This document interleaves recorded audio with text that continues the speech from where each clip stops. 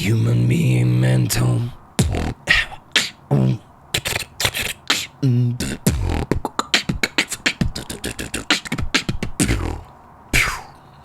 Sweet, that's some intro.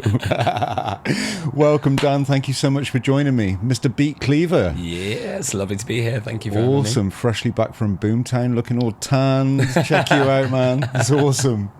It's awesome. How you doing, buddy? How you doing? I'm doing good. Thank you very much. It's been a really busy season for me. I've just come back from Festival 6, so I've been performing my butt off all across UK and Europe at the moment, and got like another 4 or 5 to go still before autumn. I feel incredibly privileged to have you here in the middle of what is an epic festival tour. I really do. Thank you so much for coming in, mate. No, I feel very privileged to be here too, so thank you. So you've been out on tour beatboxing, give us a rundown of all the festivals you've done, because it's quite a list so far, isn't it? Yeah, so I've been doing festivals for a really long time since I was young, and I was really embedded in doing crew work and was involved in some stages and things like that. But then, I've been performing so much over the last few years, so it's been really blessed to just dive in, do a performance, and then enjoy the festival. So yeah, it's been crazy. I started this year with Balta Festival, which is a bit of a nonsense, family unfriendly kind of ravers festival. But okay. I was there doing stream tech and doing a performance, which was I was taking audience participation to make ridiculous songs, basically. So we were making songs about absolute nonsense. We had like the Wheels on the Bus Gabba Techno remix. We had like all this like really silly stuff. So like as a start to the season, it was like really like, right, come in with fire and then just explode onto it. Yeah, that sounds pretty epic. Yeah, it was really fun. I kind of want to listen to that now.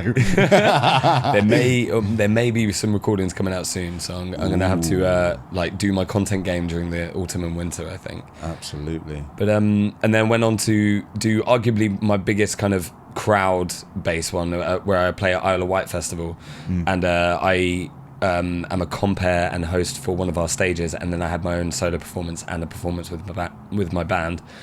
And basically, the audiences there are like 3,000-4,000 quite often, and so it is like being on a really big stage, really big sound system, being able to just drop bass notes that shake my guts, which is really, really, really exciting. I have to look at my wrist. First to actually remember the order. And then went to Noisily Festival and did a solo beatbox performance again, which was just that is a really comprehensive music festival for like alternative electronic art. So it was really like interesting inspiration, because I wasn't there going into the like silliness or trying to rap. It was like, right, I want to compose some like interesting bass music, and these people are like big worshippers of the DJ culture, so it was really interesting to be the only vocal performer in that entire festival, basically. Wow, yeah, that's something.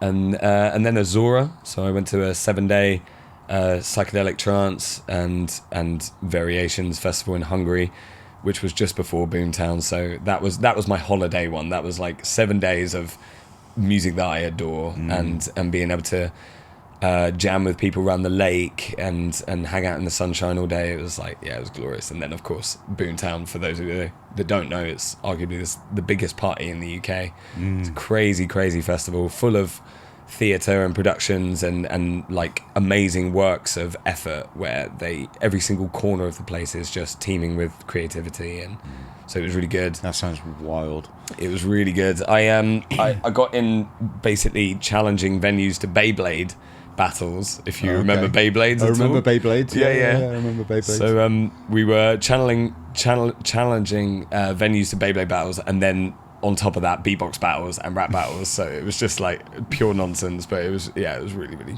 really sounds like fun. a lot of fun, mate. It's been a lot of fun, and happily landing right here on your couch for this podcast. So. Yeah. Like I said earlier, I'm so pleased to have you here. Like it's, I feel very privileged that you found the time to drop in on us in the middle of your hectic schedule. Thanks for having me, man. It's been really exciting seeing your stuff pop up on Instagram as well. Do you know what I mean? Just like, oh my God, I'm not in the slightest bit jealous. You know, as someone who comes from a DJing background, I never kind of made it onto the festival circuit or anything like that, but would very much have loved to. But I do love watching people perform. You know, I've always loved watching DJs and vocal performers and artists, and I've had a recording studios and all sorts of stuff. So, you know, that for me, going out and watching people perform and being in that hub of creativity is just like, I'm in ecstasy just being in the place like that. Absolutely. I feel so much at home with these spaces, and I think like growing up, I started festivaling when I was 14, so it was a real like I've kind of gone through a lot of changes personally as well, so my experiences with those spaces have changed like dramatically. Issue solved. Issue solved. New memory reinstalled. Awesome work. Apologies for the audio issues there. Not quite sure what happened. If you're listening to this podcast, you're probably only just about getting decent audio after about the first 6 minutes. So we completely apologise for that. I will do the very best I can in the edit, but thanks for being patient with that, Dan. That's absolutely fine. Do not worry. I mean, they would have missed all of the biggest notes of wisdom and intelligence I had to... No, I'm joking. I know. All the pearls of wisdom we dropped in those first, 35 minutes or so. Now nothing. I've got nothing left. Nothing. That's it. We're drained, empty, done with. So we were right in the middle of talking about mental health and neurodivergency and beatboxing. Yes. Okay, so I can rephrase, kind of come back from the beginning of this.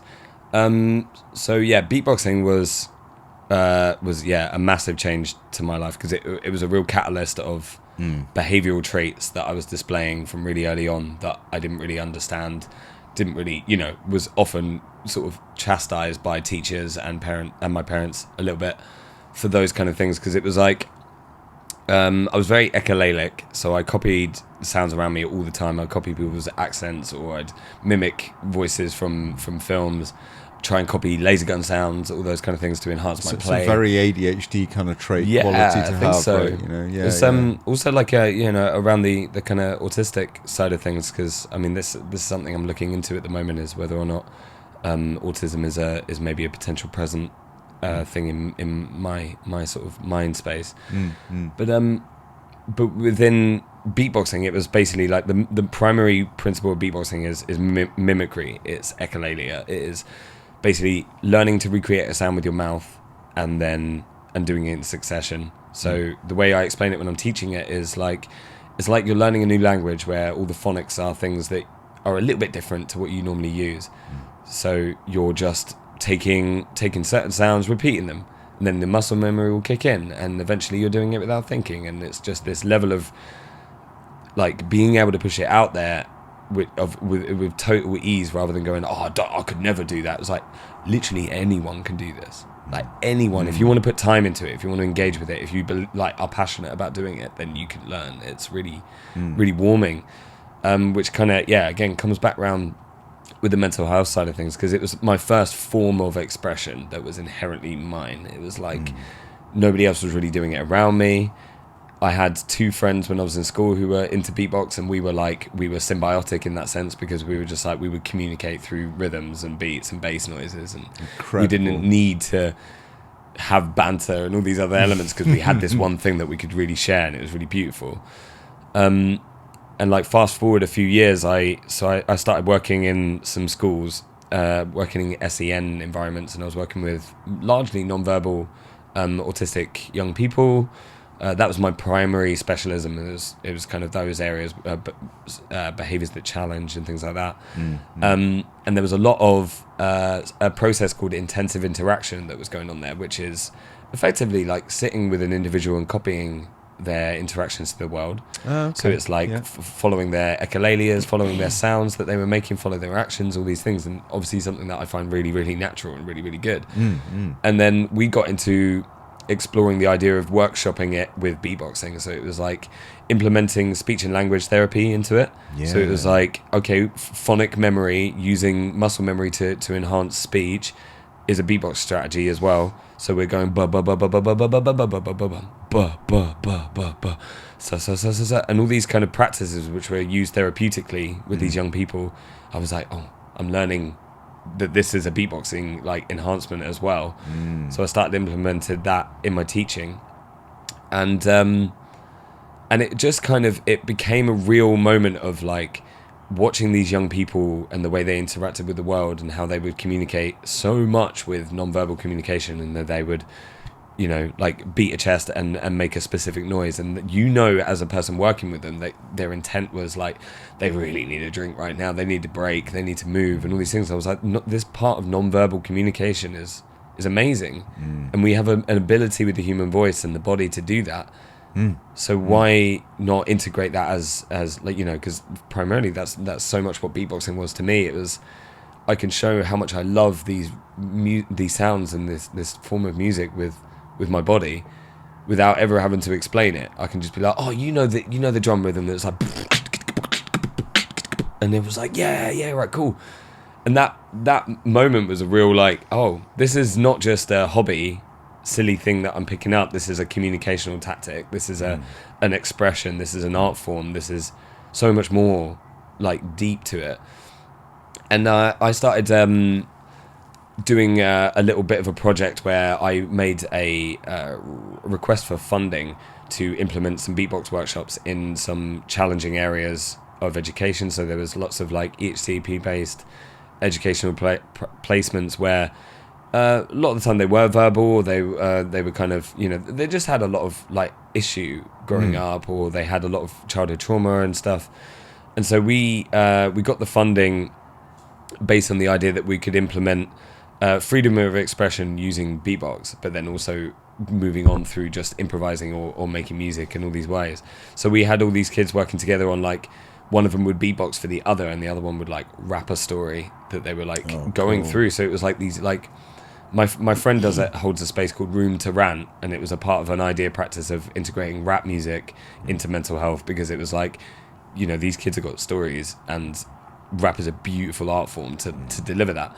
But then it was like, on top of that, we can facilitate them without a lot of experience in technology by real simple beatbox implementation as well. And there's expression to that, because you see these kids really like nick in, and they were just like in the zone where they were just like getting into like deep ideas for beats and things like that. And you can see this like non-verbal communication coming through with them, where they were like hearing their friend and they were like, oh, we're really tuned into this, we're really like going like into some beautiful art, some beautiful kind of music. And we guess for some of those kids as well, that, you know, they wouldn't be able to communicate normally and typically, you know, if you like, no difficulty with speech, difficulty with expression, movement as well. So a lot of them would be, you know, physically restrained. Yeah. So to have that way of kind of communicating is, wow, it must have been mind blowing for some of those guys, right? It was. We had beautiful feedback. Basically, it was really heartwarming, and I had a really good chance to connect with some of these guys, because I was working alongside them as a teaching support for a little while when I moved to Bristol. And then I was able to take this grant practice and implement it there. And so they were already ready to engage, and they were already at a point where they were interested in the thing. But they, again, like most people do, like most adults, this is not a neurodivergent thing, this is not a young person thing, but have a system of voice in their mind that tells them they cannot do a thing when it is very much in their capabilities. And that's something I'm really, really passionate about, is like, I have a bit of a spiel with this, which is your voice is the loudest in your universe, and you listen to it more than anything else. So when you put yourself down, you tell yourself you're shit, or you're rubbish, or you're foolish, or that you can't do a thing, then you're not going to be able to progress into those things. So a lot of the work that I was doing was not, here's how you beatbox. It was fully just giving them the space to be confident and then praise each other, which was a huge step, because they were giving so much love and so much like unity to each other in those moments of being like, yeah, that was really sick, man, that was really, really cool, like, oh yeah, I loved how you did this. And I was just like sat back, like, it was like, I actually didn't really have to do anything. This is just something that I do naturally, and I really enjoy doing it. It's just being like a cheerleader for people that I love, or people that I'm passionate for, and being like, what you're doing is amazing, it's really cool, keep going. And there was a certain like, I don't want to say like infallibility, but like a very changed thing to any other musical teaching structure I'd ever witnessed or seen, where there was a lot of like, in classical music tuition, there's right and wrong. There's basically it. It is very binary. It is like, you will learn this. If you get one note wrong, then you have ruined that song or broken that song. So for you have to replicate it exactly as the person who wrote it. Yeah, you know, totally. In the same tempo, timbre, all these things. Yeah. And Don't dare change an instrument. Yeah, don't right, dare exactly. play a note out of place. Exactly right, which is really constricting, and that was my experience in education with music. It was really like encaged. It was very much like there's only this is the only way we're going to do it. We're not going to give you freedom. And so what I obviously seen a lot of with myself as well, but also young neurodivergent people, was the RSD, the rejection sensitive dysphoria, would be a really huge thing in those practices, because you know, the soon as you've played 40 notes beautifully and then you screwed up once and you're chastised for it, you don't want to pick up that guitar again, or in some cases you want to smash the guitar and then never look at it again. And it's like, it was really sad to me that it was like, I wish that I'd been introduced into music tuition in a way that was free, in a way that was like, I'm not going to tell you how to do this. This is your expressional tool. I can, if you ask me, oh, how do you do this? Like, we can work on that, and that's great. And that's how I've done with beatboxing. And I think a really prime example of the implementation of this, which is like, I've quite often called it like my most proud thing I've ever done with my life, which is I've been working with this young boy for almost 3 years now, and he wasn't nonverbal, but he chose to disengage basically with all things, with his family, with his friends, and he was homeschooled, and he was a young lad, and I just like had a real resonance with sat chilling with him and working on this stuff. And we were basically working together through lockdown, like on Zoom calls, and he was just really passionate about beatboxing, and that was the thing. He found it on YouTube and thought it was really cool, and then his mum was like, I just desperately want to find a teacher. And he taught me like so much, because he was unbelievable at just being able to get a sound within moments, and just like he would understand the process of learning like so rapidly. And the biggest thing ever was self-confidence, self-praise, giving himself the allowance to even express himself without feeling like he had to just go, okay, I'm back in this. And like his mum sent me these messages that basically made me cry loads, but like that he's engaging them conversation all the time, and that he's really confident in talking with others. And he beatboxed at 2 festivals this year, like in front of loads of people. And this is a boy that didn't engage with anybody and didn't want to do things. Bloody amazing. So it was incredible. And that again, like I said, it was like I didn't teach him how to beatbox. He taught himself how to beatbox, but all I taught him really was that, like, giving yourself that love and that praise in the moment, and bigging each other up was a huge thing, because we do like a feedback thing at the end of every session, and he's invited to praise me, and it's that element of like giving like props, which I just think is remarkable. So long-winded answer obviously, but in terms of beatboxing and mental health thing, that for me was like the biggest eye-opener in the journey, was just like, okay, this is not a hobby, and it's not just an art form. Like this is like an empowerment as well. This is a way to channel myself in a way that I didn't ever get when I was little. So yeah, it's kind of therapeutic, right? Yeah, massively. I mean, like in a very literal sense. I mean, like obviously you know a lot within these practices, but like even in like a form of catharsis, just in a level of like blowing through energy, full body movement. You use a diaphragm a lot, so a lot of beatboxing is intensive breathing. So a lot of it, you're doing forms of activated breathing, like kind of Wim Hof techniques, in your ability to learn how to like keep stamina and stuff. And all of those things, you know, have been talked about by spiritualists and practitioners for years. Like, you know, breath work is amazing, and being able to move your body and have energetic release and stuff like these are all huge things. So again, like within that, there's so much therapeutic practice to that, for sure. Yeah, you're absolutely right.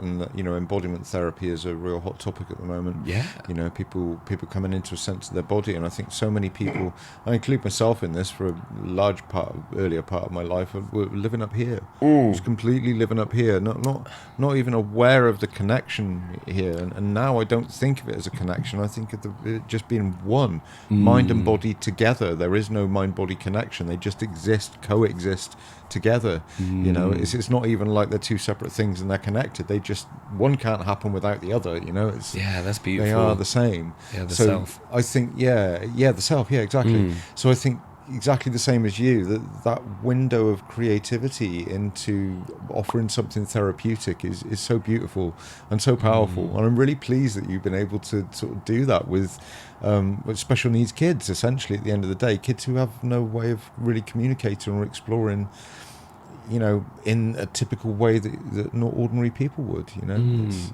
you know, and for neurodivergency as well. I mean, how many of those kids are neurodivergent as well as having special educational needs and, you know, I mean, all that kind of stuff. It's all a big melting pot of mental health, isn't it? You know? Massively. The whole thing is, yeah, definitely. I mean, I talk quite a lot about this around the kind of blurring of those lines often, because, you know, some people have quite a dissection of needing to know. They're like, so are they this or are they this or what? So in mental health and divergency, they're different things, and it's like, no, this is all lived experience, and all of these things are perceptions layered over what we see in behaviours. Yeah, I think our society is a society that needs labels. Yeah, you know, totally. It needs labels, and my argument with diagnosis, and this is why I've never wanted to train to be a psychiatrist or, you know, psychotherapist.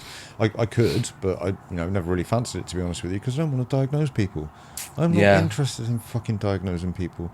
I want to work with people. I want to help people to become the best version of themselves they can be. I'm not interested in giving someone a bit of paper with a bit of writing on that says they have a condition. And if somebody comes into me for therapy with a condition, the first thing I go is, oh, that's nice, and mentally throw it in the bin. I'm not interested. You know, I respect the fact that you've been and had, you know, a diagnosis done, and it matters. I haven't. I haven't either, but I can haven't quite at honestly all. say, Yeah. you know, I'm pretty much 100% certain that I have ADHD. I don't need a diagnosis to tell me that. I can work it out myself from working out the symptoms. Yeah. And I've talked to other friends of mine and professionals as well, and they're like, glad you're on that track. We've been wondering for a while. Thanks for that. You know, because when people go, oh yeah, that makes sense now. It's exactly what I did. I went, oh yeah, that makes sense now. But yeah, I think, what was I talking about? Yeah. See, there we go. Oh, God. I was waiting for one of those. It's like the QI buzzer, that one. What was I talking about? Damn it. Yeah, it is like the QI buzzer, isn't it? Yeah, mental health and creativity. It's specifically with divergency as well. Yeah, with neurodivergency. Yeah, and I think having a label, that was where I was at. Thanks. I knew I'd get back there eventually. What was I talking about again, Dan? Squirrel. Where? I think having a label is useful to a point. Okay, it can give you it makes sense of things for you. Like when I found out ADHD, yeah, that makes perfect sense to me. That is me. That's about as much use as a label is, in my opinion. Beyond that, it should never be something to hang your hat on. Yeah, I'm with you. You know, and if somebody comes into me for therapy and they go, oh, I've got ADHD, I go, that's great. Who are you? I really want to know who you are. How do you experience ADHD? Well, how does that affect your life? How's that affected your mental health? How's that affected your relationships with people? Blah, blah, you know, I want to know who you are and what you've got. I'm not interested in the because everybody's experience of it is different. You know, we can all associate with some similar symptoms, like the one we just had then. What was I talking about? You know, we all have that, and we all have the like hyperfocus, and you know, there's so many common things that other people with ADHD have got that I've spoken to, and we also, you know, we can all pin ourselves onto these things, but are they any use beyond that? You know, because what it's really about is the individual. How do you cope with life having this? How do you manage yourself having this? How do you cope with your brain? You know, all the rest of it. That's what's really important. And for me, that's where the therapeutic work is. Therapeutic work is not on a bit of paper with a diagnosis written on it. It doesn't matter. You know. Totally. Well, you actually nailed 2 points in that I believe in really, really strongly, because I had a period of time in my life where I was really thinking that the accessory of the label in your life is like a really important part, to be like, oh, I'm this, therefore you get me now, right? Yeah. All these areas to it, and obviously, exactly like you say, it's not only the diagnosis of the professional going through the process with you, but it's the perception of other people around you and how they understand any of these terms. But the main principle for me, which was why like the idea of labeling or the idea of these things are important. It was like twofold, which was identity and coping mechanisms, because a massive thing that I think is beautiful about it, ADHD community are an incredible example of this. I follow loads of groups and forums and stuff online with this, of finally feeling like they're seen and understood, and they're not masking themselves, because they're like, this is just fundamentally who I am. And that rid itself then from being like, oh, my ADHD makes me do this, to being, I am like this is me, this is myself, this is my mind, this is not, oh, I'm a human being, but I've got this like stab wound which constantly makes me hyper focus and jittery and hyperactive. Like, it's not and a big one that I've been going into a lot, and I'd really love to hear your insight around this, which was quite severely around the plasticity of the question with divergency, which was, lots of people term it as being a diagnosis of, this is like, usually you get it when you're young, or maybe it's too, like, you get it a lot later on.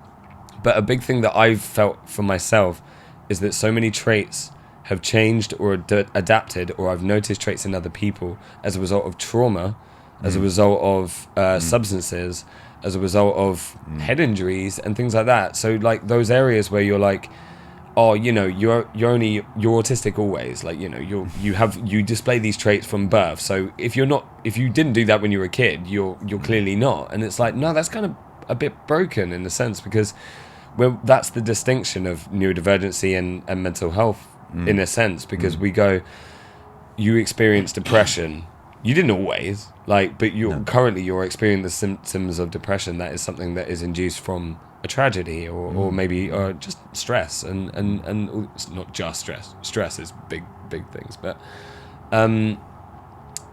and I personally, which I know is something that you wanted to get into with me a little, have been displaying more traits that would be arguably neurodivergent as an adult than I did as a kid. And I think a lot of that has come down through trauma and having really challenging circumstances as a growing into an adult.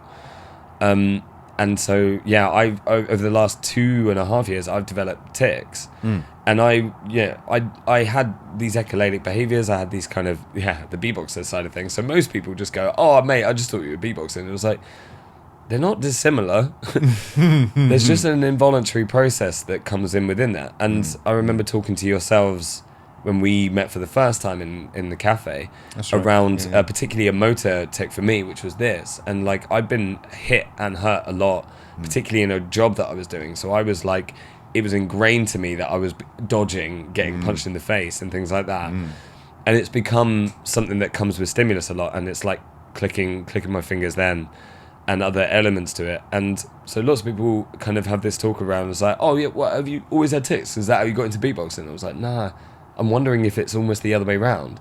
It's like, as a person with the mindset that I do and the kind of brain activity that I do, that after having issues with substances and having issues with quite severe mental health and then traumatic experiences within the workplaces and things like that, this has culminated into a new behavior. And again, it's like, I've had conversations where it's been quite damning, because they've just kind of gone, oh, well, no, like that can't be right, because, you know, people with Tourette's always have Tourette's and all these elements to it. And I'm like, I don't know if that's true, you know? No, I'm not sure it is true. I think things can definitely develop, and I think you're on the right track with trauma being a big protagonist to that. You know, it's something that really does affect people who are neurodivergent differently.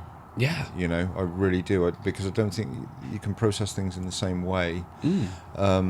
I also think that, you know, if you're neurodivergent, if you're on the neurodivergent spectrum somewhere, you are automatically more sensitive than your average bear. You know, automatically more sensitive. And I had a fascinating podcast guest on. It was actually a really good friend of mine as well, Sumani, who's a neurodivergent and gifted specialist, and she works with people, basically helping them to come to terms with and deal with what they've got going on neurodivergently or whatever.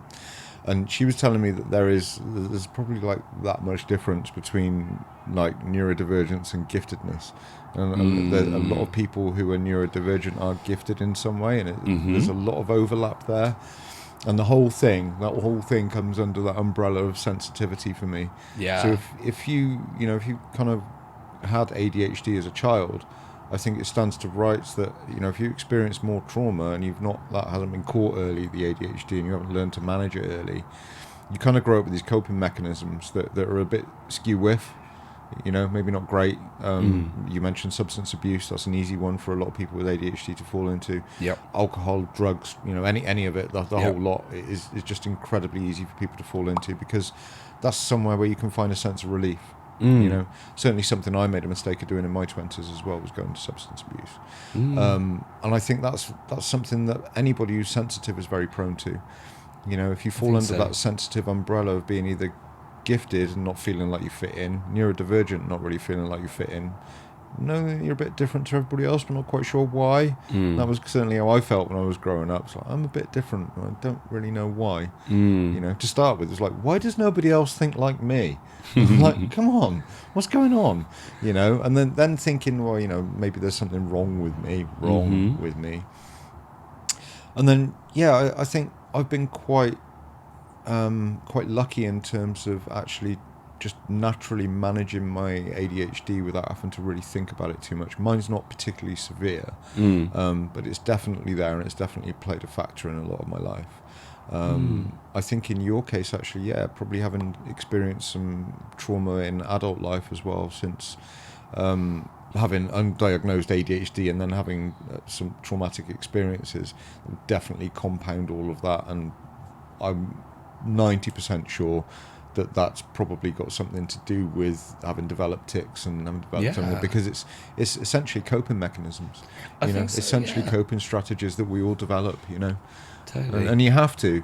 It's like when we had the audio problem just now, and I was fixing stuff out, and you're like, excuse me while I make some noises because I don't like the silence. And I was like, I know exactly what you mean, mate. I know exactly what you mean.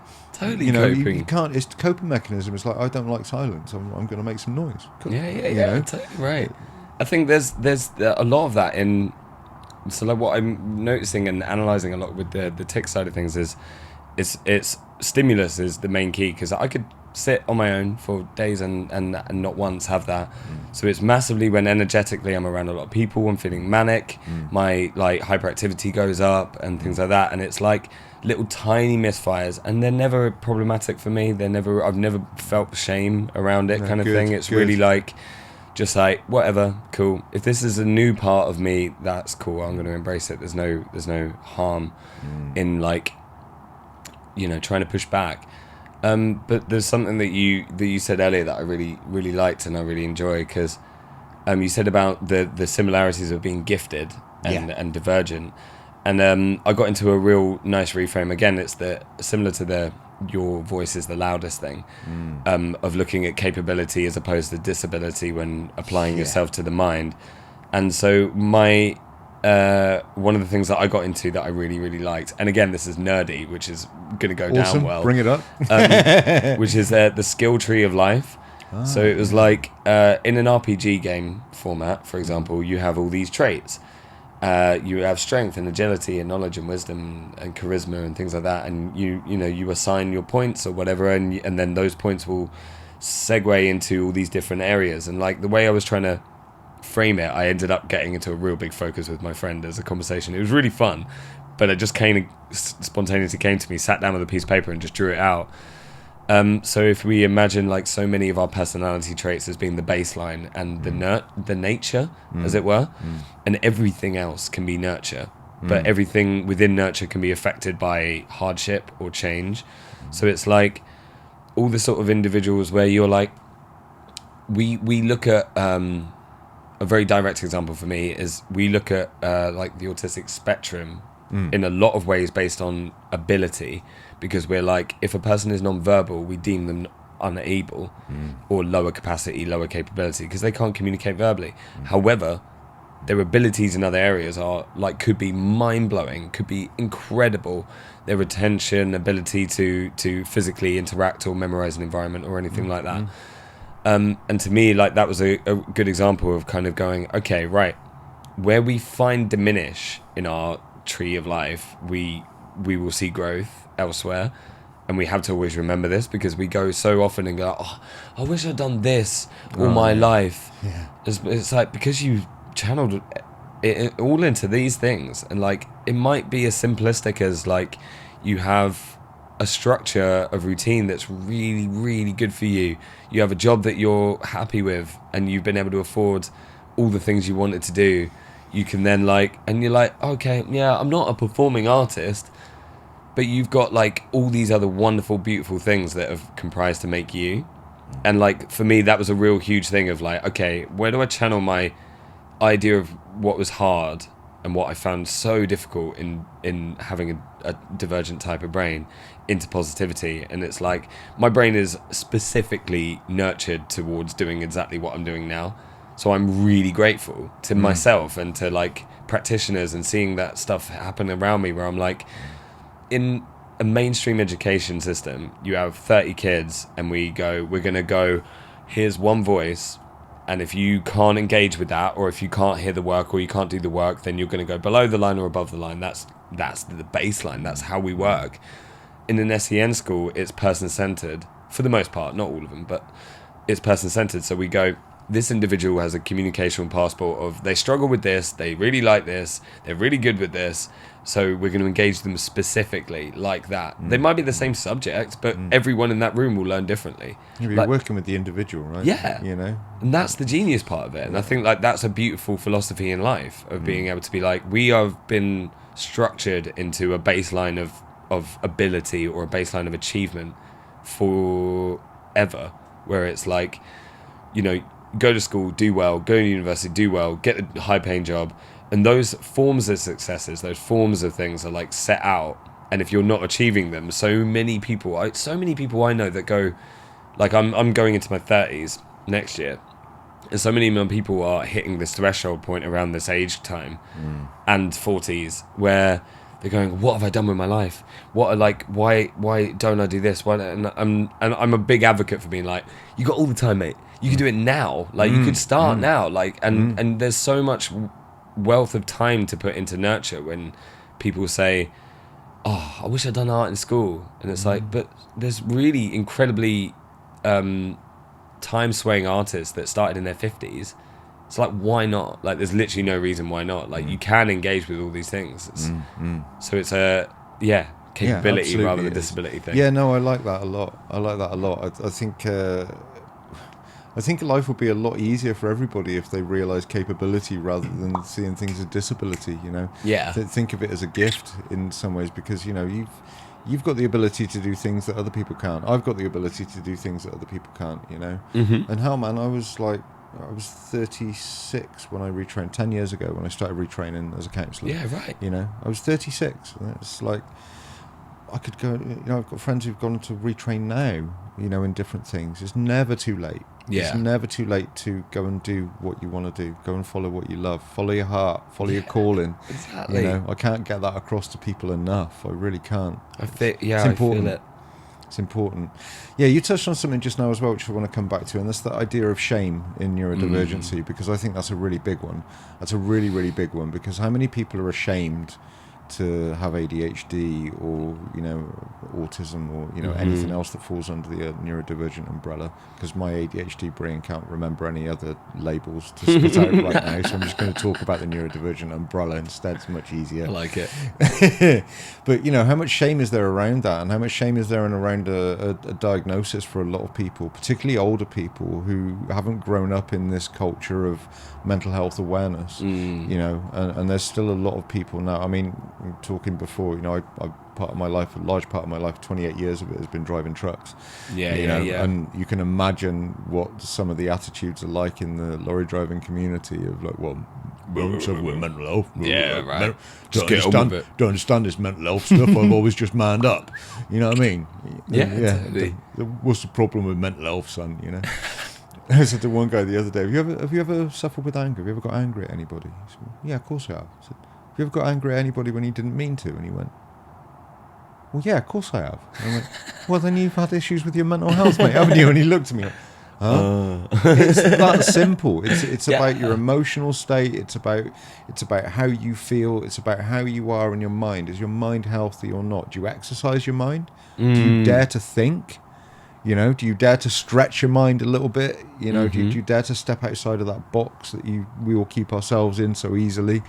Totally. You know, and exercise your mind. Think. You know, it's important you exercise your body. You go to the gym for your body. Go to the gym for your mind. You know. So mental hygiene. Mental kind of thing. hygiene. That's a beauty of a phrase. I'm stealing that one, Dan. I'm stealing that one, mate. You can. It's free claim. I think I stole it from somewhere or echoed it. But I love it. I love it. Yeah, no, I'm pinching that for sure. Yeah, mental hygiene. That's a great one. But yeah. So in regards to your statement / question around the shame thing, I'm quite a big believer, and I think actually me and you might have connected on this, but I really like the book It Didn't Start With You, or it's like there's another book similarly of like Body Keeping the Score, which is specifically much more around trauma, but It Didn't Start With You is a very similar practice where, but a lot of that involves shame. So it's like the shame in neurodivergency is like not just handed for yourself about the shame of being that identity, but it's like parental shame and societal shame and stigma, because like a massive one was parents not wanting to get diagnoses for their kids because they were ashamed. That's a huge one. Like I didn't realize that until adulthood, where it really kicked off for me to be like, was there a degree of that going on? Like I understand, like me, I have a beautiful connection with my parents and my family. We're really open and really honest about these things, and I think there's a lot of them kind of going into, as an adult, where they've been like, "Oh, did we do the right thing? Like, do you feel like you would have benefited better?" And I was like, I'm very big believer in like this is the way. Like I don't really have much of the like what if, like that got trained out of me with grief. I think I got really into my mindset of like, no, this is cool. Like this is where I'm at through hardship, through any obstacle. Like this is the reason that I'm doing it. And it was a really eye-opening and beautiful thing, because it's like I see members of my family as being neurodivergent all the time, because I see those traits and behaviors, and none of them have explored that. None of them like diagnosed with that. It wasn't a popularized opinion. It wasn't a thing. No. And obviously, going to my grandparents, there was still institutionalization. There was still areas where it's like, well, if you acted up on these behaviors, then you would be incarcerated rather than supported or helped or in any way, shape or form. Or understood even. So, let her go be seen. Like, that's the thing. Yeah. And to just then go like, okay, we just get on with it. We just do our thing. Like, we're good or we're bad or whatever. That's the ethical, moral, like, level that we're going to get to. And so I think that presided, like, still within it, where it's like ADHD community, I think, from what I see, experiences just the craziest amount of societal shaming, in a sense of so much of the complications and the challenges that come with being a person with ADHD is in how they can't do what other people can do. And that's a huge thing, because it's like, why can't I just focus on a task? Why can't I just do this email when I actually have to do it? Why can't I like do a nice prepared work and have a schedule and all these things and have it like work all smoothly? And it's like, okay, like our mutual friend Dave said the line, "You don't guilt yourself into greatness." That's a great which line. Always hits me, because I was just like, well, shame is guilt in a self-perpetuated way massively. It's like shame is to like go, oh, I shouldn't do this. It's bad. It's not okay. Isn't it? So much fear-based. Yeah, all of it. And so much of the closer to irrational decision-making, or decision-making which could be destructive, is so much fear-based or avoidance-based as well. Like shame is the sort of thing that gets people in substances, like, so often as well, because most of the time, like, when you finally enter a world where you feel fully seen and understood and respected for who you are, that stuff can really melt away. And like the two manners of that is like finding community and then an escapism, like being an ADHD person who then discovers that new friends of theirs are like, oh my god, we are so similar. We are like bing, bing, bing, bing, bing, and all these kind of things. Like, it's really grounding. Oh, massively. Because I got really into, I can't remember if we went into this, but you've seen my content online and stuff. Yeah. I branded my sort of creative alias as an alien. So my live streams are based around being an alien in a spaceship. And I remember being asked once, like, why an alien? I was like, well, the word alien means misunderstood or the unknown. And I was like, that's how I always felt, was just like that. And so many of my friends agree with that, and they feel really, really strongly like that. But there's an interesting unity to that, because in sci-fi we go, oh, aliens are all super powered, super technology. Wasp dancing around the camera. Like superpowers, psychic, you know, all these wonderful, crazy, beautiful abilities. And I was like, well, the self-belief, the being like, that I am the alien, like, you know, this is my spaceship. Then I was like, I'm giving myself all the superpowers of my imagination, which I had to drop this note on. I got told once when I was like, my primary school had a lot of like, oh, if you can't stop fidgeting, sit on your hands. If you can't stop talking, we'll move you. All that kind of attitude.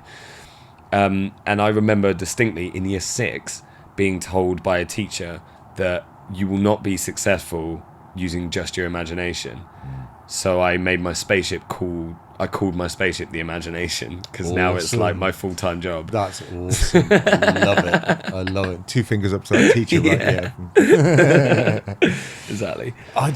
People like that, I just want to go, do you know what?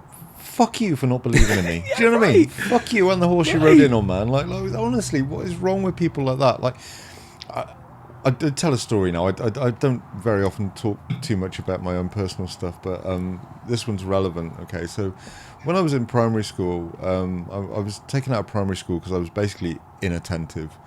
My mum would tell the story that, you know, if Richard wrote the name and the date at the top of the page, he'd had a hard day, you know, because I would be up around the classroom chatting to this person, chatting to that person. I was more fascinated by people. The teacher was boring. You know what I mean? It was all that kind of stuff. And I essentially I got taken out and put into private school for the last 3 years of my education, and that kind of nailed me down, made me kind of, I had more attention because I've been in a smaller class, so I felt more comfortable, and I learned, and I actually did all right, you know. So you know, it's kind of a double-edged sword of that happening. But I think to myself, like, why was that not picked up on when I was a kid? That teacher who I found distinctly boring was constantly, get to the headmaster's office, you're a disruption, right? I was forever being disciplined for being an asshole in class, and nobody stopped to think, like, is it because he's not engaged? Is it because he's not stimulated? Is that what it is? Because that's what you'd think now if you had a child displaying those kind of behaviours that I was playing. And I was bored to the point where I would be banging my head off the desk. Yeah. You know? I remember being pulled out and sent to the headmaster's office for being banging my head on. Why are you banging your head on the desk? I don't know. What do you mean you don't know? Go and stand in the corner and, you know, and basically made to sit outside the classroom and work on my own. It's the worst thing you could do. Yeah. You know? And you wouldn't do that to a child now. You'd be thinking, hang on a minute. Maybe there's something not quite right with that child's brain. Maybe we need to have a look at that. You know, and if that had been picked up on, then maybe my schooling life would have been different. As it turns out, I didn't do too badly. Do you know what I mean? At the end of the day, but it is just very much like, if we'd known now what we back then, what we know now, and applied that then, life could have been quite different. Yeah, absolutely. And I'm not the only one. If that's happened to me, God knows how many thousands, tens of thousands, hundreds of thousands of kids have gone through the schooling system with that. Because, like, you know, neurodivergency, it's spread far and wide now, the idea of it, you know. And I swear a lot of it, if it's not treated or understood, can be passed down generationally, either through learned behaviour or through epigenetics, or, you know, however you want to look at that. I swear it can be passed down generationally, and it, you know, if we don't understand it and we don't start treating it early, then people's lives become messy. Your life became messy on substances. Mine became messy on substances for a want of trying to escape and normalise and deal with the behaviours. You know, for me it was a case of, God, I just got to get out of my head. I can't stand it in here anymore. You know, it's just like, get me out of my head, for God's sake. I felt very much like that. I really, really heavily resonated, and like two major things kind of came up for me within that. Because my secondary school experience was heavy, because I started, like, that was the first time I, you know, severe anxiety and areas of, I was bullied, not as severely as others, but it was still harsh. But my school was an all boys grammar, and they had combined military cadets as part of it. So Whoa. once you got to GCSEs, you could. It was an engagement choice thing, so it wasn't forced. No, but even so, it's still quite... Exactly. But the primary principle, from as an adult looking at it from an educated perspective, was academia or military. Academia or military. That was what you were there for. No creative. And no creative. no, exactly. Jesus. And so we had our student support was a good example of this. Student services. I spent a lot of time there. They were 2 male ex-police officers.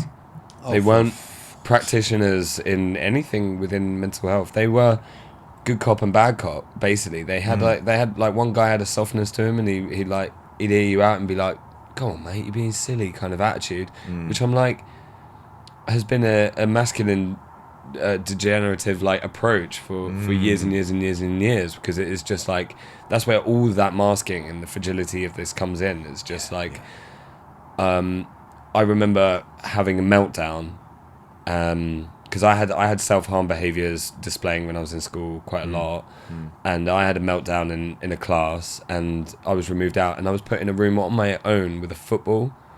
What? Like that was the practice. It was just like, yeah, just beat that up for a bit or whatever. And it was a bit like, how do you feel now after I came out? I was like, well, more tired, but equally as stressed, arguably. And so I truanted. Like I just immediately, like as soon as I picked that process in of like, if I'm in crisis and I go to the one place where I need help, and I'm not getting it, this is not for me. So I left school and started doing drugs. It was literally like GCSE level, so I got expelled in the year before my GCSE exams, but I was allowed to come back and sit them, but I was not given any work or sent anything. I was just like, yeah, you can come back and do the exams, we'd rather not have you here. Wow. I was like, great, this is what I wanted. I didn't want to be here, but I like properly plunged, because my hometown was a real boxed in thing. There was real lack of youth engagement, lack of mental health practitioner going on. Maidstone in Kent. Okay, Maidstone. And it was really like there was a big drug culture there. So lots of us young people, and often the young neurodivergent people who were experiencing mental health concerns. Funnily enough. Channeled into a little cluster of a family to support each other. We usually with find each vulnerability. other, don't we? That's the way. This is it. And it was a sad thing that it became wrapped in within substances, because it was before my actual GCSE exams that we had like our first fatality among our like community, and it was a real like my world just got ripped apart. And then I sat my GCSE exams on drugs and like did them and was fine, more or less, because I like had the brain to like anything retentive, so like maths and history and other and sciences I didn't do so good with, but anything explorative, English and RS and stuff, I was like smashing it, because I was just like, I know what I'm doing to spiel. I don't know any of the information, you didn't give it to me, and I don't retain any of the bits that I left because I hated it here. No. What's So it was the chemical formula for ammonia? I don't fucking know, and I don't care. When have I ever had to work out the area of the inside of a triangle since I left school?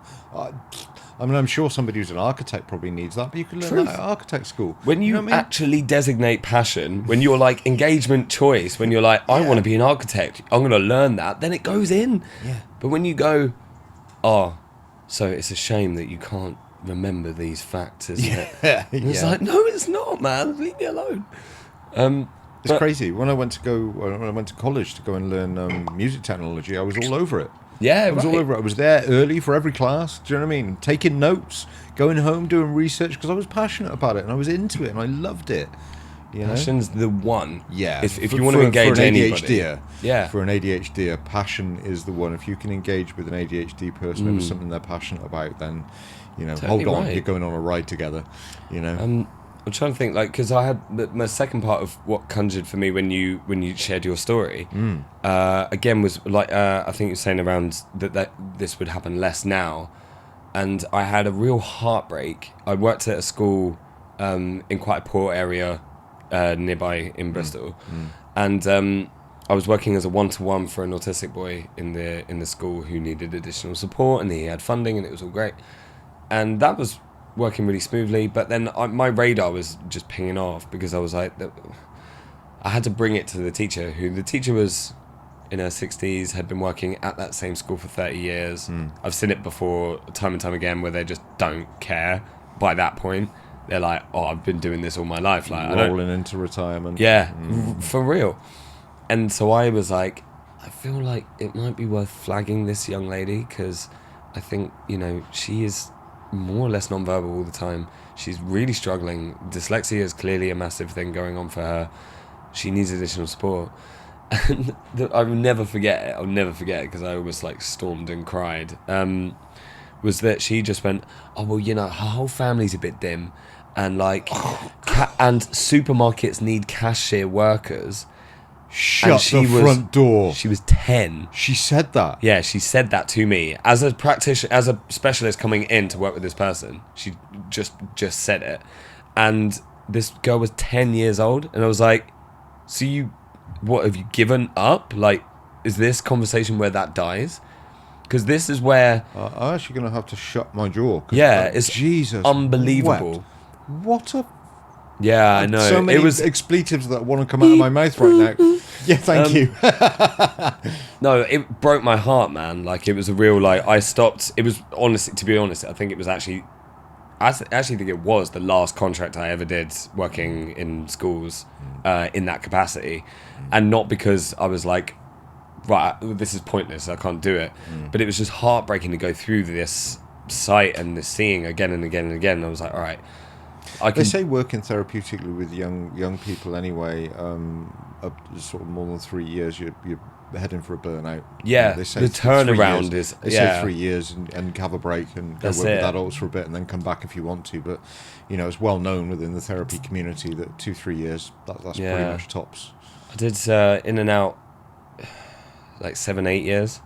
So it was like, yeah, from when I was 18, it was like, yeah, my life was working in support and care and all these things. It's hard, and it's heartbreaking, like you said, watching a young person go through it and trying to offer support and fighting against the system. And, you know, I've sat in child protection meetings and, you know, all sorts of stuff over the years, and it just kills me.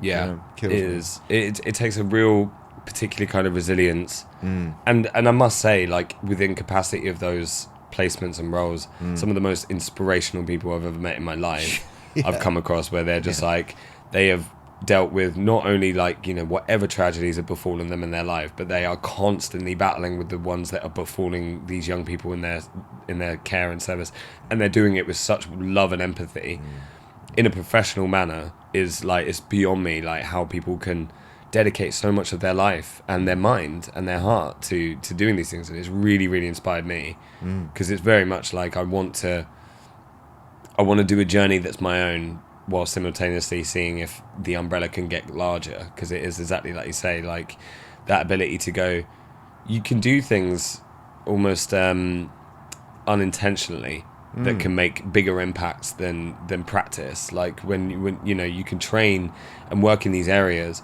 And like when I was working in one of the schools, I was a key worker for this one guy for 5 years, and I thought I was just cannon fodder, because we had a hard time. Like I really enjoyed working with him, and I got to know him really well. And then in the 5th year, they removed me to put me with somebody else who was new and more challenging. And then obviously my key student, well, not obviously, but they fell apart, stopped coming in, all this. I didn't realize my impact. That was a good moment of that. And then it was like, again, I did all of these years of doing all these placements and practices. And again, I still hold the candle to the biggest proud moment was working with this boy completely separately. And all I was doing was praising him and basically just being like, you're awesome. This is wicked. Like, let's have more fun with this. Like, let's explore this silly thing. Like, that was a much bigger impact than years of like traumatic training and all these different areas with it. It was really like, wow, okay. So if I can frame my life in a way that's like the most positive aspect for me, then I can be more positive and do more impact. So yeah. It's got to be tough for any kids growing up in society these days anyway, compared to certainly when I was a kid. Never mind growing up and having some kind of neurodivergent problem to deal with. You know, that must be awful in modern society. It's hard to tell, isn't it? Because I speak to my folks about this because both my siblings have children. Okay. And I think they have a lot of primary concern around the tech and the social media and the newer aspects of shame God, yeah. and societal complications and stuff. And I'm like, trying my best. I mean, it's very me, trying not to be damning about any of it anyway, because I'm like, there is advances in these things which are remarkable, but I have heard more really young people very accurately describe their own mental health or be able to understand that they need help with regulation. It's true. And There's more emotional intelligence around. I would say, yeah. And I think, like you said before, wisely, that these things are generational and they are passed down. And we have had ADHD parents generationally for years and years and years and years. And there was a lot of coping and a lot of strategy that is now like really immersed into that. And, you know, parents worry around the idea of like, oh, but I don't want to like give them a phone to stick their heads in for X amount of time and stuff. And I was like, we're all doing it. That's not like this new generation thing. As soon as it was brought into us, we've all had our heads in either news or tech or whatever else it was. And we're all being like bombarded with all these different pieces of information. Thankfully, so much of the content out there is now accurate sources of information for neurodivergence and mental health and things. Obviously, there's a swarm of none, and there's a swarm of really damaging content, but that's kind of always been it. Like, if before we only ever relied on scientific papers published X, Y, and Z time ago, and government advice as your only sources of mental health education. That's true. Yeah. I personally think like I'm trying to see it as the most positive aspect. That was a real like. I'm going to try my best to be a lighthouse for my siblings because they were really like worried and concerned about that. So it was a bit like, no, there's some beauty in this. And I guess like, again, there's like a level of training in that because when you remove people's choices, like they will rebel. It's not a case of going, all right, we'll stop them having this and doing this. Because like that's just always what's been the case. Going to conform? Or, yeah, totally. And conformity is not something that we are strong as human beings. I think like conformity it takes breaking. Is not something easy for someone who's neurodivergent either. Much more so. Much more so. Like have you like you probably would have come across the two terms, but ODD and then PDA. So we came across a lot of these in education, but so ODD was oppositional defiance disorder. Okay. Labeled as a disorder. To me, it's the punkest thing I've ever heard in my life. Yeah. It's like, what, you don't like authority? Yeah. Yeah, of course. I didn't like, even totally know that was a label. Yeah. It's a label. Okay. Yeah, it's a label, and it's again, it's a diagnosis in a sense. It's a layer of going, all right, well, you know, teachers telling you what to do doesn't work. Yeah, go figure. This is a really common thing. And then PDA is pathological demand avoidance, which is something I really, really resonate, which I didn't realize. So the pathological naturally is perceived demand. It's not even just about do this. It's like the level of expectation around being expected to do something. And there's parts of my mind which go, no, please. And it's really weird for me because I implement an art form which requires people to tell me what to do. But I structure it in a way that is my engagement choice, always. Because I've had it on live streams where people have come in within 5 minutes and gone, do this. And I've just been like, pfft, and then just carried on just doing what I was doing. And like my friends laughing because they all know me really well. And I'm just like, there's due process and channels that I've created to enable my brain to process these demands. And so like, all of these are like furthering all these ways of like, it can overcomplicate it, but it can also like really help to understand how you could get through to somebody.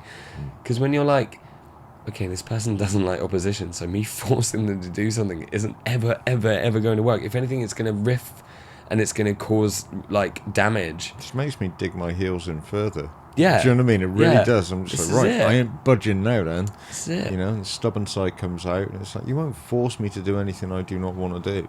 This is you it. Won't, you know. And this is where it transitions into like positive behavioral support, because it's like, okay, they really struggle with this. How do we, as an environment, as a practice, reframe it so that they can cope, not like forcing them to cope? And I was like, so I have a lot of optimism, I think. I'm like one of few people, I think, because I do think there's a lot of people which are like, oh my God, the world is just crazy now and it's like too much and there's too much like bad shit going on within it and too much misinformation and conspiracy, and I'm like, yeah, there's a lot more, obviously, but there's also like better understanding, more things being talked about, more like engagement practices, and the therapy side of things, like it's pretty remarkable, like how much people are like normalizing therapy and normalizing that it's like you don't need to be like chronically depressed in the very screen-like way to need therapy. Like that's beautiful, like that's an amazing thing.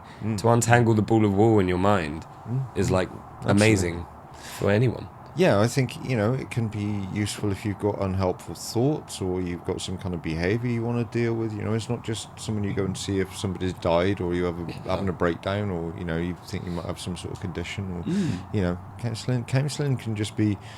I've got clients who sometimes just come in and just talk for an hour because it's the only place they can come and be listened to. You know what I mean? And that's their hour. And they come out at the end of the therapy and they think, man, I really haven't done much in this session.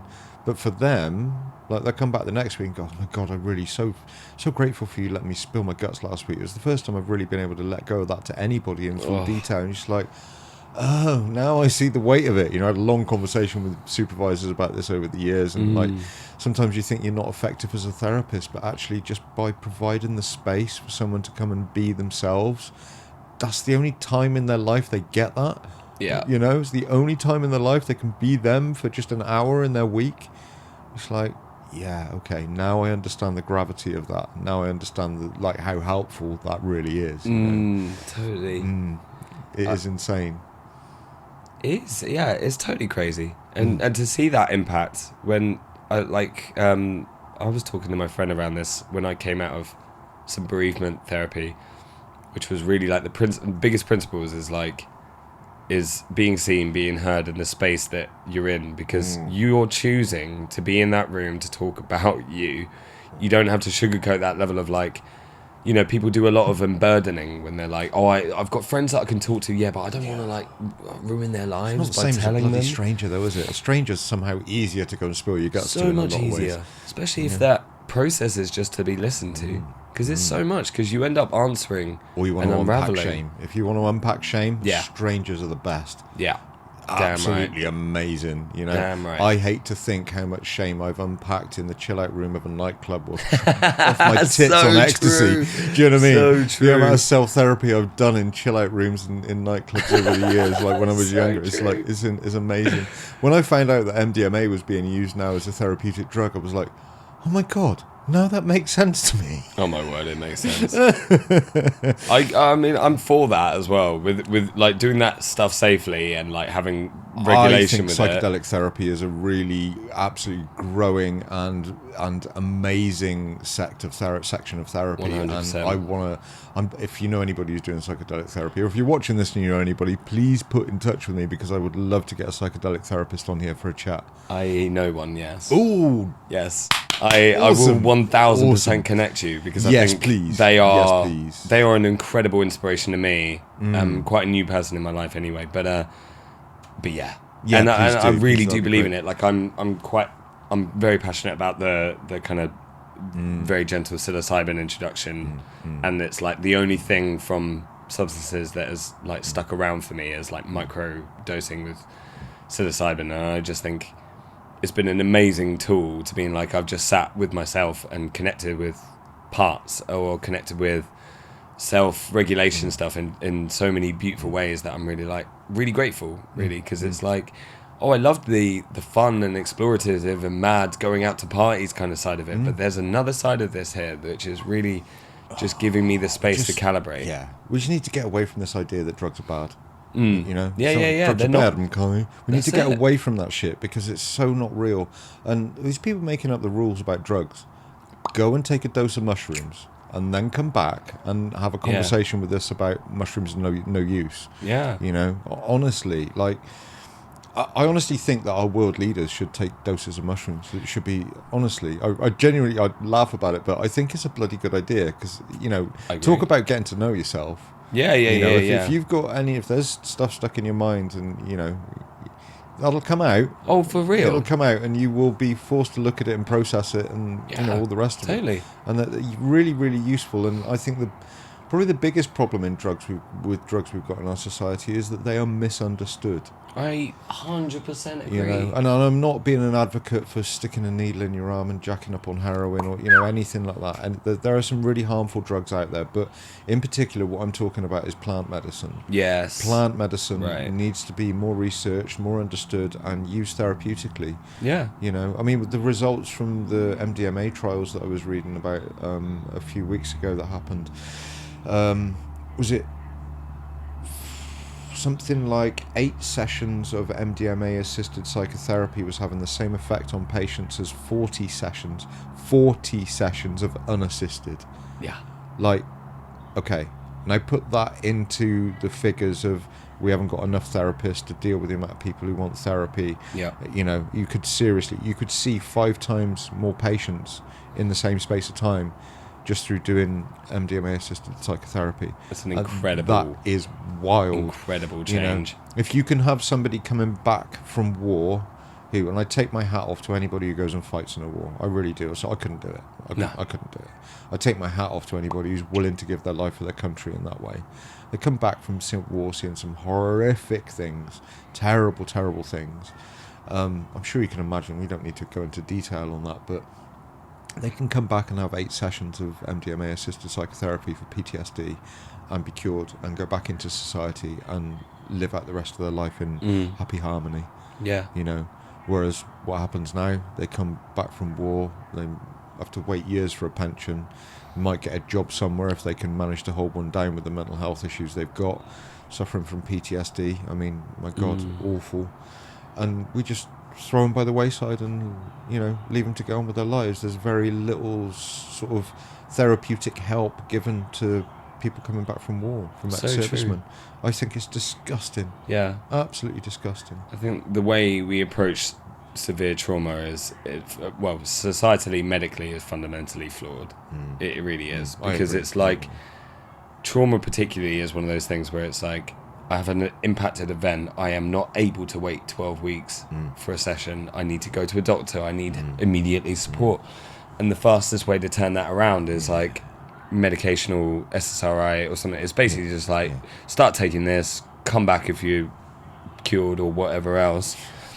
And again, it's like, this is a challenging thing in the substance world, because it's like we stigmatize individuals who are addicts and use in society, while we foster and create addicts as a medical purpose. And like that's broken. That's really flawed. And there was a really amazing trial. It's okay to be an addict if it's a pharmaceutical drug, right? Yeah, right. Right, I mean, that's socially acceptable. Yeah. I mean, it's alcohol. Alcohol addiction is arguably one of the most damaging as well. Yeah, and like physically and mentally. Yeah, rot your body and your mind. Yeah, a huge example of stigma divide, of where you go, okay, well, part of the reason that heroin kills so many people is the impurity, and the loneliness and stigma. Yeah, killed 2 of my friends too. I really see you on that. It's really heartbreaking, because I had a lot of guilt around the way I stigmatized those people, because I was doing substances anyway as well, but that was a line we didn't want to cross, kind of thing. And loneliness basically killed them for the most part, because it was like they were shunned by all of us and their family and society, and they were just deemed as like scum for the addiction that was chosen.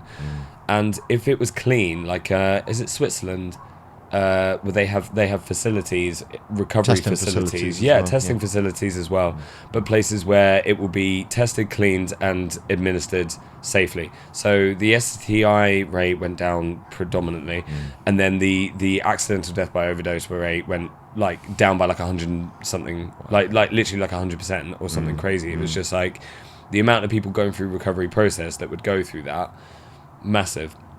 And then there was a huge thing about people going and doing shamanic ceremonies with iboga around unpicking the fabric of the chemical reaction that is addicted to opiates. Yeah. Because what we do with opiates is we substitute with another opiate to lighten the load. So it's like you go on to methadone, or you go on to I don't really remember all these anymore. No, I don't either. You go onto these processes. They and basically step you down. Yeah, exactly. Yeah. And you're expected to withhold that. So there's no. It's not dealing with the trauma that's driving that. This is exactly right. Dealing with. It's the same idea of giving somebody SSRIs. Yeah. You're not dealing with the root cause of anxiety. You're just giving them a blanket to numb everything that they feel.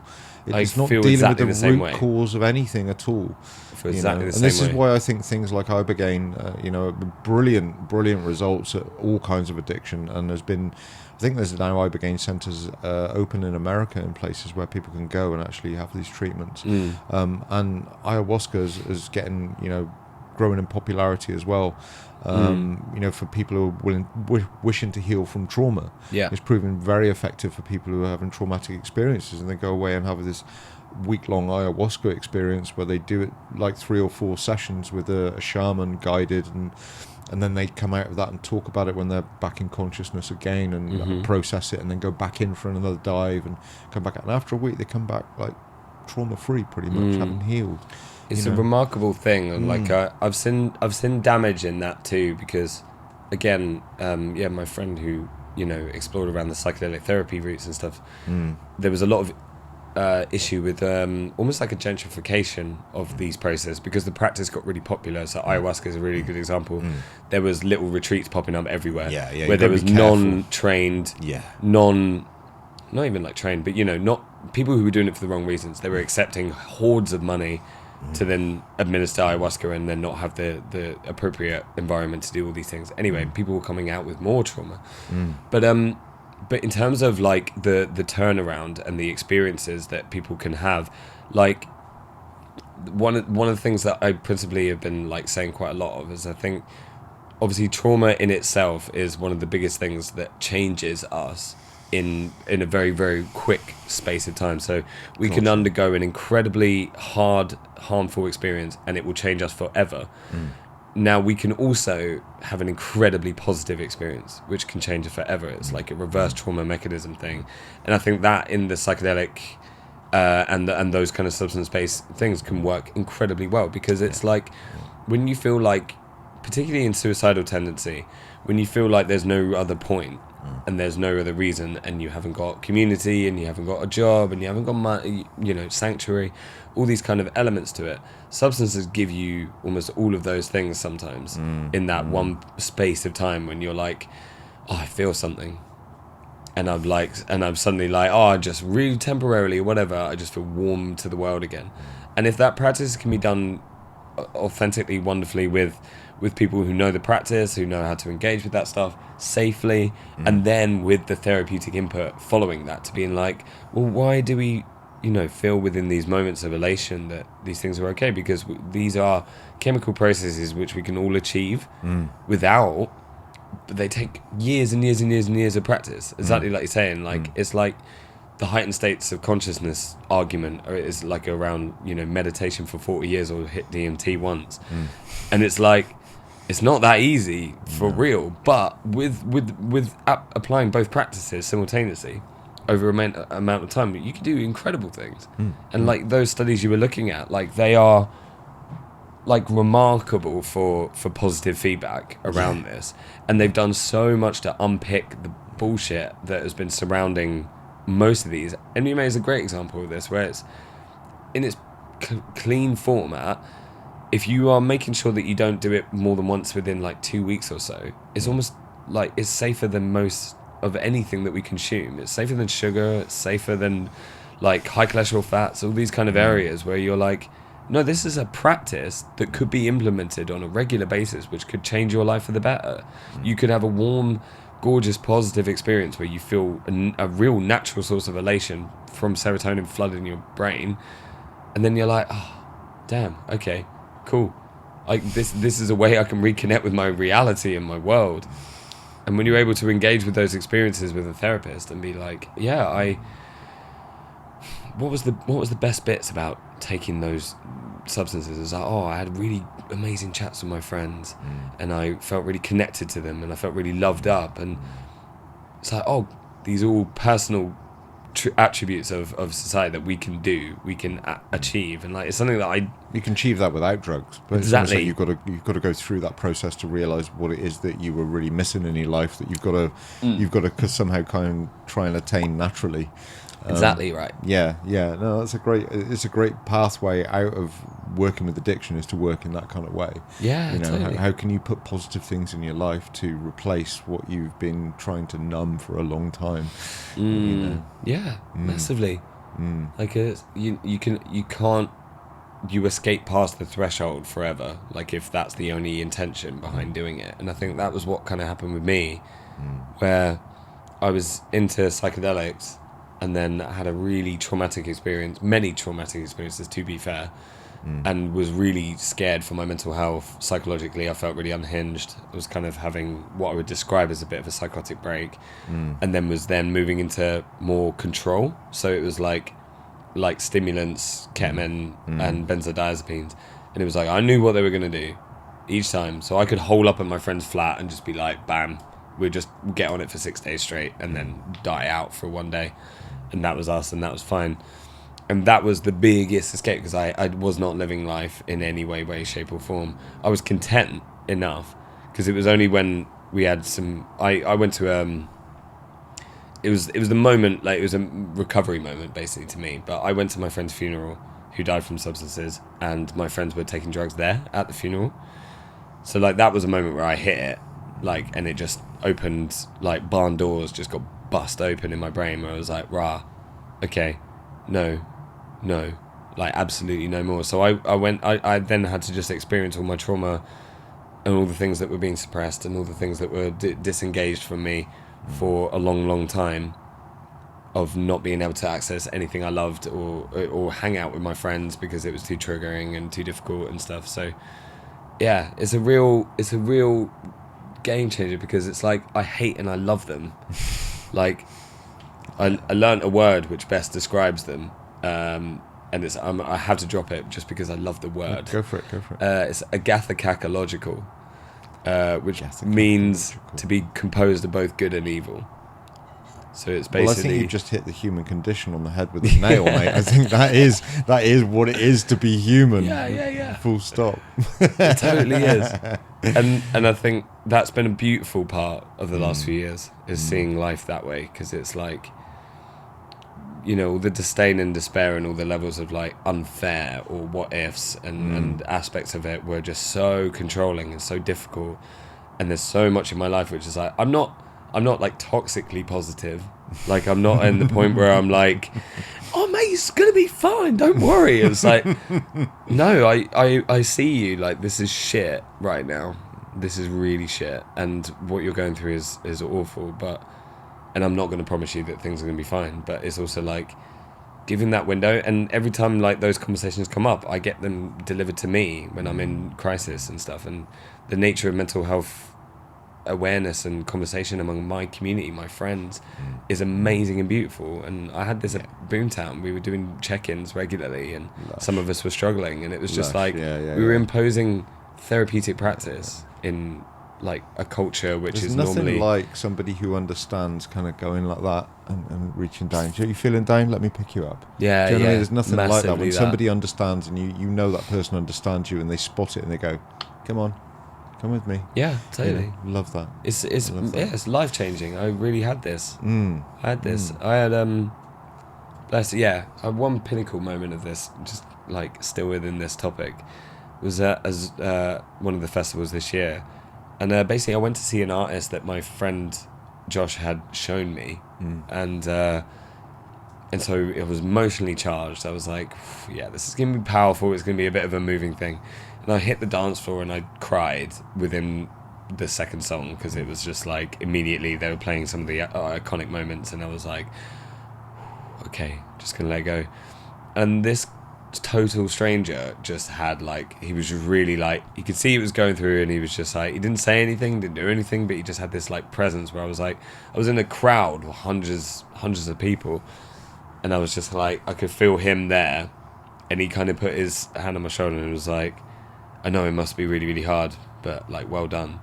And I was like, you don't know what it is, but It doesn't need to. Nailed it. You absolutely nailed it, because I was just like, yeah, this is beautiful grief. This is not hard for me right now. This is not painful right now. This is beautiful. This is like, I'm having nostalgia and a reconnecting to a memory which is cherished, which I can't replicate that experience, but I can replicate the memory through this experience. And like that was huge for me. It's weird, like I think bereavement can go into that place of kind of like beautiful grief, like you said. Yeah. You know, I had a moment when I lost my mum at 36. Oh no. That's 10 years ago now. That was weirdly when I started to retrain as a counsellor as well. Funny that. But yeah, I had a moment where I was really missing her, and it was a couple of years after. It was like, oh, I really wish. And one of those things was like, oh, I just don't know this thing about this thing. I'll ask Mum. Oh, fuck, she's not here anymore. And then I went, oh, but she is. She's in here, and I know her so well that I know what her response to anything would be. You know, so it's like, oh, I've just got to ask her in my head. She's still here. But for me, that was a little beautiful moment of grief where I realised I hadn't completely lost her. Do you know what I mean? She still lives on in memory and in kind of in my brain. And yeah, I think you're right. Those little beautiful moments of grief are just so poignant and changing of everything that goes on in terms of the bereavement process. Yeah, you know, definitely. The again, mutual friend Dave will love me for saying this, but we should say thank you for Dave for hooking us up, because thank you for introducing us, Dave. That's appreciated. Dave's going to come on in September. I think he's heading down this way. I think so. Excellent work. Which was from WandaVision, the Marvel TV show. Yeah. Which was like, what is grief if not love persisting? And I was like, every time, like, because Dave watched it and then quoted it and was like, I can't take credit. It's gorgeous. Because it was written in some, nerdy fiction. And I was like, that is it. And I love that. Yeah, I love like, that. the grief is not my pain persisting. It's a longing of love. It's a missing. And it's like, it is. Grief taught me how to deal with endings, because I couldn't as a child. I didn't understand and process when things would end and break, for example. And when my first ever romantic relationship, when that ended, I didn't know how to process that. It was all flooded rejection. It was all these different things. But within bereavement, it was a real like, I'm still connected. I'm still loving those things. And if I have to love a memory or a person, they're both just as great to me. Like, that's wonderful. And to have had that experience of someone. Yeah, exactly that. To have shared time. Yeah, everything is impermanent in a sense. Like, all of this. I don't really believe life is short. Like, I think life's amazingly complex and long. But like, all of these experiences and moments and stuff can be really fleeting. So like, we can have many, many, many of them, and they can teach us so many things. And I've done a lot of like pride moments the last 2 years, particularly going to festivals where typically would have struggled to be in the substance environment and all these different things, smashing it with performances and putting an ode to individuals within sets, or like coming out of it and writing a thing and burning it and being like, basically, I know all of you would be proud, and it's like, I'm embodying that because I'm proud. My pain doesn't drown me. My pain doesn't hold me to the floor. It gave me a catalyst to go, okay, I want to, regulate the issues within my life. I want to channel work into regulation and keeping myself alive, keeping myself wanting to be alive, should I say. And then just propelling myself through this stuff. And it's been huge, man. Like, because it is real, like, I am doing it for me, but I'm doing it for all the memories of these things as well. Absolutely. And I think it really has empowered it tenfold. I did one this year because my friend, unalived herself in December last year. And they were a bit of a pioneer musically, and they made huge influences on a lot of people. And so it's been a really interesting practice where I've done a few times in sets where I've kind of gone, I'm gonna bring the tone into a different place for this one. I just want to make a bit of a piece as an ode to this person, but it's not a gushy, slow thing, because they were breaks like producer. Nice, So it was nice. like, right, I'm gonna make some hardcore ravey breaks. So if I didn't even put that note in there, it wouldn't have mattered. Like if I just started making dance music, people would have danced and it would have been great, and I would have had my gushiness. But in the moments of that, it was real like, oh, I'm gonna channel the hell out of this person, because they would just be like, let's go, kind of thing. And I was like, yeah, this is important, this is special, like this conduit thing, you know, seeking inspiration from love and pain, I guess. Yeah, I think that's art, isn't it? Yes. Yes. Listen, mate, we've been going for nearly 2 hours. Yeah, I this mean, is how what easily happens. we've been round around the houses and all over the place, and we've weaved our way in and out of trauma and music and creativity and all sorts of different stuff, which has been incredible. And I've enjoyed the hell out of this conversation. Me I too, really man. have. It's been amazing. Listen, mate, you beatboxed us in, so beatbox us out, my friend. It's time to say goodbye to everybody and wrap this one up before we run out of camera space.